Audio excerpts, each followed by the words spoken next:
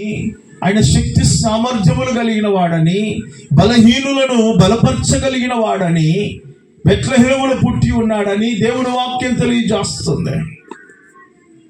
ఎవరైతే బక్క చిక్కిపోయిన జీవితాలుగా ఉండిపోతున్నాయో, బలహీనులైపోయి నిస్పృహ స్థితిలో ఉండిపోయి భయపడుతూ జీవిస్తున్న వారికి యేసు తెలియజేస్తున్న మాట ఏంటిదంటే, ఆయన ఆశ్చర్యకరుడు, ఆలోచనకర్త, ఆయన బలవంతుడైన దేవుడని రాయబడుచున్నది. దేవుడికి స్తోత్రం కలుగునుగా. హల్లెలూయా. అనేక బిరుదులలో ఈ బిరుదు ఖచ్చితంగా ఉండవలసిందేనా అంటే అవును. ఆయన రక్షించేవాడే, బలవంతుల చేతుల నుండి బలహీనులను విడిపించువాడు ఆయనే.